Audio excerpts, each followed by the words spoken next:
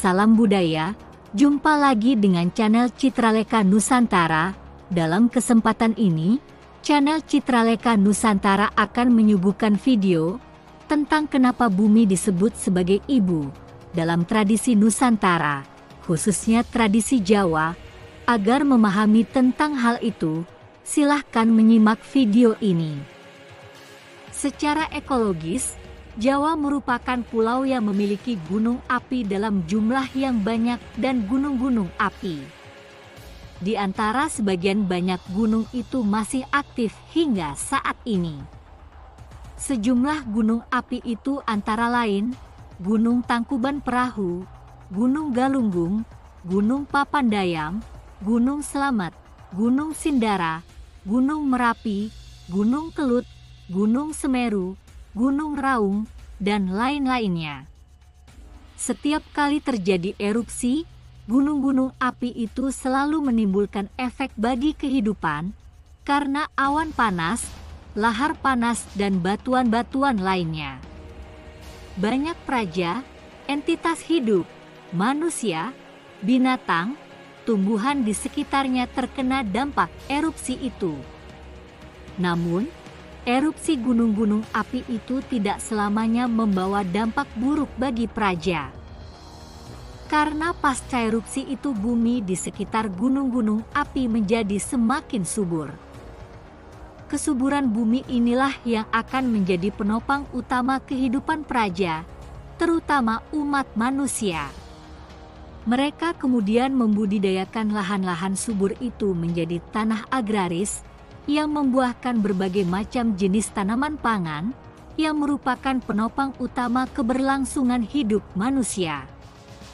Tanaman pangan itu meliputi wijen-wijen, yaitu pari, jagung, cantel, juawut, dan sebagainya, berun-berunan yaitu bayam, kangkung, lembayung, kecombrang, dan sebagainya, palaka pendem, tela pendem, kentang, uwi, gembili, suek, dan sebagainya, pala kesimpar yaitu timun, bewah, semangka, dan sebagainya, pala gumantung yitu kates, pisang, jambu, blimbing, dan sebagainya.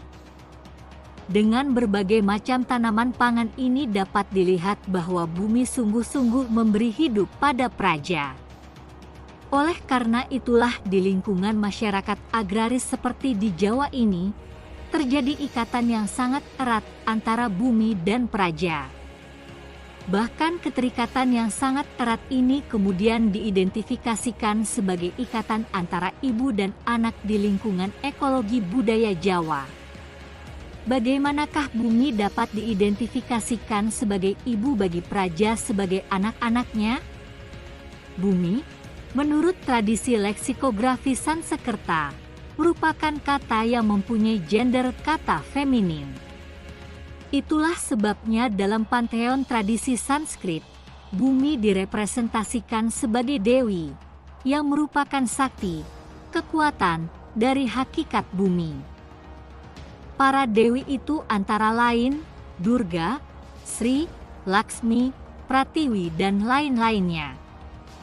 Dalam tradisi bakti dalam tradisi Sanskerta, Durga, Sri, Laksmi dipuja sebagai dewi ibu dan para pemuja didudukan sebagai anak-anaknya yang disebut dengan nama Bhakta, orang yang melakukan kebaktian kepada salah satu dewi ibu itu.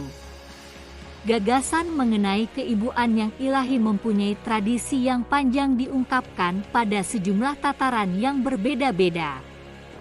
Di sini dijumpai penggambaran dan penghayatan ibu yang agung atau dewi alam semesta.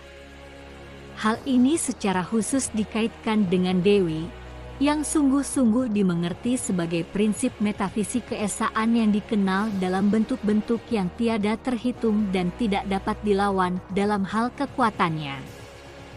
Dalam mitologi Dewi Ibu yang agung, gagasan tentang keibuan tidak dikaitkan langsung dengan pengertian bahwa ia mempunyai anak secara fisik dan melahirkan secara fisik, tetapi lebih mengarah pada gagasan universal tentang asal-usul kehidupan dan asal mula alam semesta secara keseluruhan.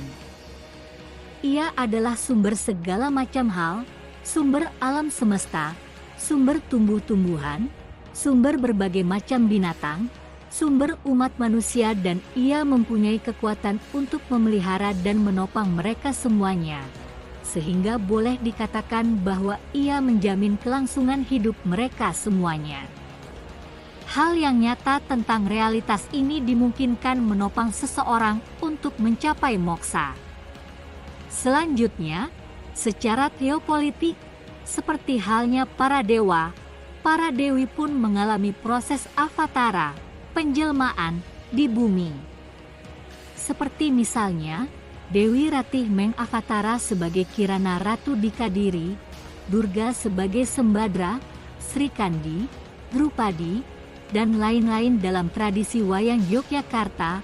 Bahkan pada masa kerajaan Majapahit dikenal ada 2 orang Maharajni, yaitu Tribhuwana Tunggadewi dan Suhita. Terutama untuk Tribhuwana Tunggadewi, ia adalah Maharajni yang berhasil membawa kerajaan Majapahit sebagai kerajaan yang maha agung di Kepulauan Nusantara ini. Namun, dalam perjalanan waktu, seorang Rajni dalam kurun kala tertentu akan mengalami siklus atau period menstruasi. Ketika sedang mengalami period menstruasi ini, sang Rajni tidak diperkenankan sama sekali untuk menjalankan aktivitas-aktivitas yang sakral, termasuk mengendalikan roda pemerintahan. Secara fisik, ketika sedang mengalami menstruasi, ia dipandang dapat mengganggu tatanan praja. Segala macam gerak kehidupan alam semesta ini dan keadaan ini akan membuat sakti berlawanan dengan tatanan praja. Dalam skala makrokosmos, apabila bumi yang mengalami siklus menstruasi ini akan menimbulkan perubahan ekologi yang tiba-tiba yang sangat dahsyat, yaitu gunung meletus, tanah longsor, badai, tsunami, gempa, La Nina, El Nino, dan lain-lain. Bumi dan Dewi mengalami dan mempunyai siklus itu. Dengan demikian itu kenapa bumi punya gender feminis dan disebut ibu kehidupan atau ibu praja.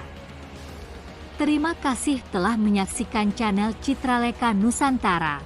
Semoga bisa memberikan informasi yang berguna. Sampai jumpa di video lainnya. Salam budaya.